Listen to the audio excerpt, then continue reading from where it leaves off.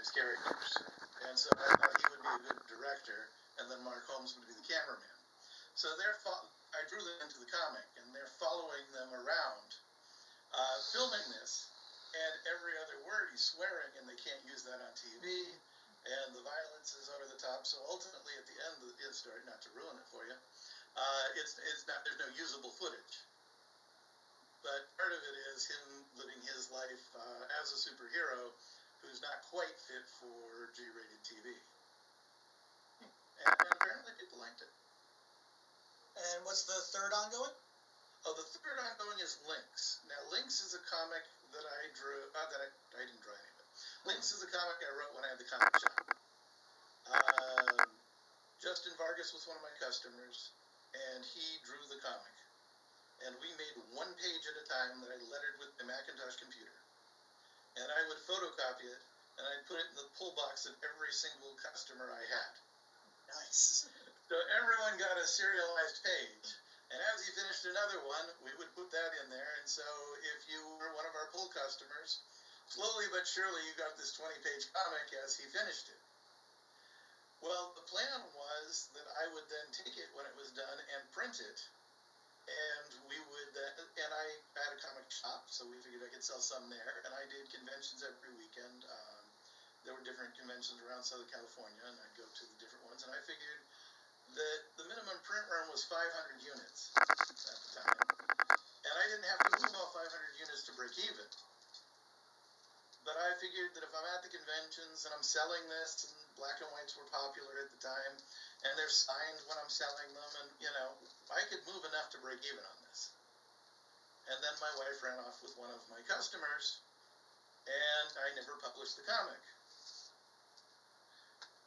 Well, as it turns out, Justin's brother is a producer in Hollywood. And he and I have had contact over the years at Comic-Con. And so 30 years later, once I'm already publishing my comics, I took those original photocopies and sent them off to a colorist who colored them for me. And then we sent them and had them professionally lettered. And 30 years later, I actually presented Justin with a copy of the comic that he had drawn for the comic book shop back when he was 16. And we put them on one of our Kickstarters, and the quality is not as high as, it was the first thing I ever wrote. It was the first thing he'd ever drawn, and he was 16. But it's still cool to have done it. And so, Lynx is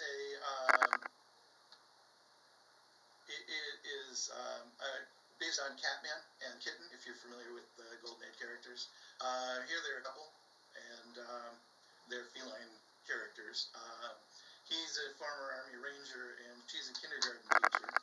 And when she's kidnapped, it was a Sergeant Flagg story. Sergeant Flagg has to rescue her, but afterwards they've decided that they're never going to let this happen again. And so they start protecting people in the streets in feline costumes. And so those are the three main titles. Eric writes a comic called Tyrannus, which is the Celtic version of Thor. It's the Celtic thunder god. And Jim, my other partner, wrote Invictus, which is a black female Superman character. And so the three of us were doing that, and then Gilbert, who drew my comic and is our art director, he wrote and drew his own comic, Highlight, and now he's going to do Global G-Men. And so we all do that, and then we've done a variety of anthology books, so that the lesser-known characters, we can play them out in smaller stories. Some as short as one-page fruit pie ads, some things up to 8 pages or 10 pages, some just 4, and all just shorter stories with these characters to flesh out all the secondary characters. And so originally we called it 3 in 1, and I wrote one story, and Eric wrote one story, and Jim wrote one story. So there were 3 of us with 3 stories in one comic, kind of like Marvel had done with Tales of Suspense with Iron Man and Captain America originally. And so we thought that was fun, but then we wanted to do more than 3 stories and maybe a smaller page count on some of the stories. And so if you weren't getting 3 stories, we couldn't really do it as 3 in 1, so we called that G-Men United, and we did a series of short anthology stories there, and we'll have issue 7 in the current Kickstarter. And then Jim has stepped down to focus on his novels. He's written 2 novels. One is called The Demon Priest, about a demon that actually gets converted and enters the